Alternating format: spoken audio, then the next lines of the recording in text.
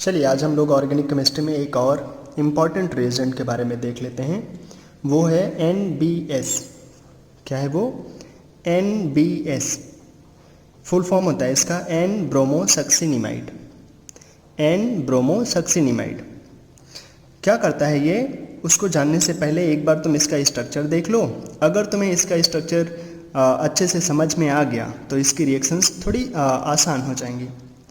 क्या होता है, एक बार हम लोगों ने एक शॉर्टकट सीखा था। क्या? OMS, ओम्स गैप करके। वो क्या थे? डाई कार्बोक्सिलिक एसिड को याद करने का शॉर्टकट था, जहाँ पे बोलते थे अगर हमारे पास CH2 है वो वेरी करता जाता है, लेकिन जो COH वो कितना रहेगा हमेशा? वो रहेगा 2। तो CH2 कितना होगा? 0 1 2। अगर हम CH2 whole twice COH whole twice लिख देते तो S का मतलब क्या था? Succinic acid. अगर हम इसको और अच्छे से बना लेते तो क्या हो जाएगा? CH2 COOH COOH। ये तो हो गया क्या? Succinic acid. अगर हम लोग यहाँ से वाटर निकाल दें, OH और H वाटर, तो हमें क्या मिलेगा? CH2CO CH2CO और बीच में क्या लगा होगा? एक ऑक्सीजन। इसको तुम C डबल बॉन्डो दूर दूर भी दिखा सकते हैं। ये क्या बन गया हमारे पास? किसी एसिड में से वाटर निकालोगे तो क्या बनेगा उसका? Anhydride, succinic anhydride. अब एक चीज़ और हम जानते हैं, ऑक्सीजन के पास टोटल इलेक्ट्रॉन कितने होते हैं? 8। नाइट्रोजन के पास कितना होता है? 7। अगर हम एक हाइड्रोजन ले लें तो साथ में क्या हो जाएगा? नाइट्रोजन 7 और 1 हाइड्रोजन, टोटल हो जाएगा 8। तो अक्सर हम लोग ऑक्सीजन की जगह पे NH लिख सकते हैं। तो अगर हम लोग इस मिडिल वाले ऑक्सीजन की जगह पे NH लिख दें तो हमें क्या मिल जाएगा? CH2 C double bond O C double bond O। जो बीच में O है, O की जगह पे क्या लिख देते हैं? NH। अब जो बना, याद है हम लोग CONH2 वो क्या होता है? अमाइड। लेकिन जब ये साइकिल में चला जाए तो बोलते हैं इमाइड। अब जो बना उसे ही बोलते हैं सक्सिनिमाइड। क्या बोलते हैं इसको? सक्सिनिमाइड।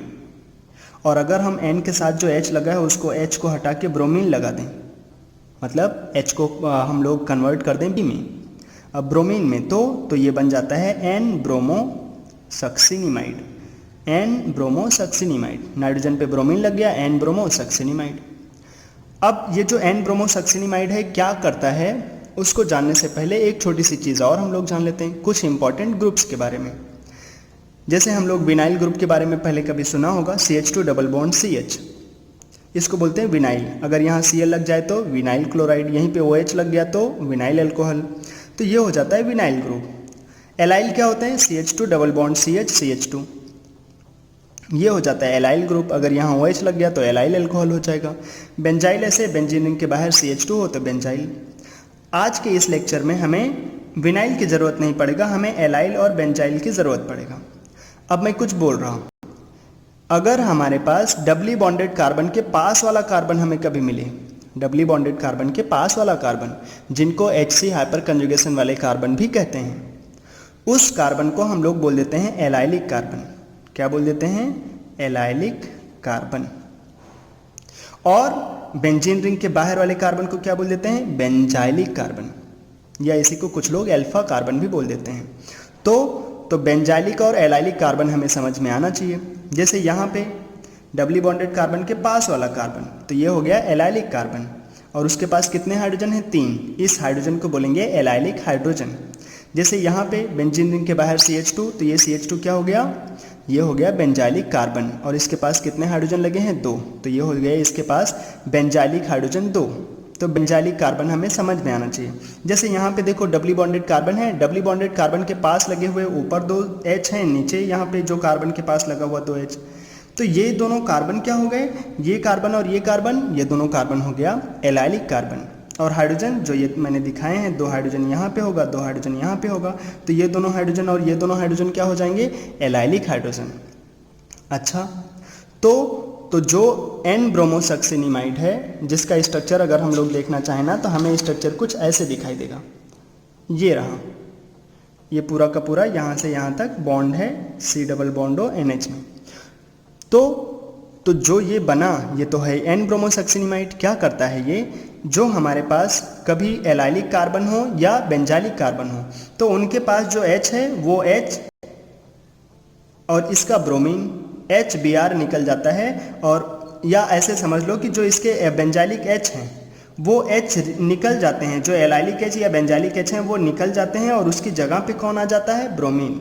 मैकेनिज्म होता है फ्री रेडिकल मैकेनिज्म हम लोग अलग देख लेंगे, आज हम लोग केवल रिएक्शन के बारे में देख लेते हैं। तो क्या होगा, इसका जो H है ना एलाइलिक हाइड्रोजन, एक H हटा दो और उसको रिप्लेस करा दो ब्रोमीन से। ठीक, जो हमारे पास यहाँ पे एलाइलिक हाइड्रोजन है उसको हटाओ और वहाँ पे किसको लगा दो, ब्रोमीन को।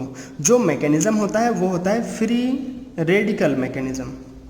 अब ये नया नाम सुन करके फिर चौंक गए होगे, ये रेडिकल क्या चीज़ है, मिलेगा देखेंगे हम लोग, लेकिन अभी के लिए बस इतना ध्यान रखो कि जो बेंजालिक कार्बन है वहाँ से एक हाइड्रोजन हटाओ, वहाँ पे ब्रोमीन लगा दो, वही हो जाता है NBS का प्रोडक्ट। एलाइलिक या बेंजालिक कार्बन के पास लगे हुए H को हटा के ब्रोमीन लगा देना होगा। ठीक, अच्छा, जैसे हमारे पास ये है टोलुइन और उसने दे दिया एग्जाम में टोलुइन की रिएक्शन कराओ NBS से, कभी कभी वो सनलाइट भी दे सकता है थोड़ी सी एनर्जी के लिए।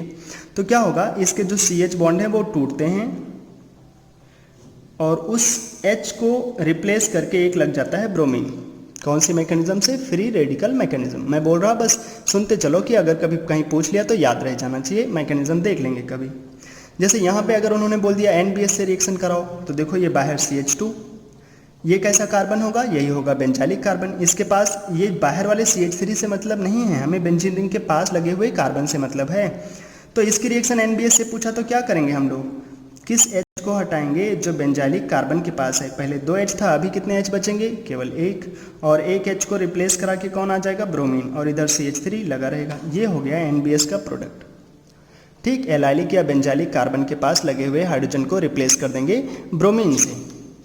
अच्छा, अगर हमारे पास ये होता साइक्लोहेक्सीन और हमसे बोलता है कि इसकी रिएक्शन NBS से कराओ, क्या करें यहाँ हम लोग, हमारे पास साइक्लोहेक्सीन है उसकी रिएक्शन हमें कराना है NBS से।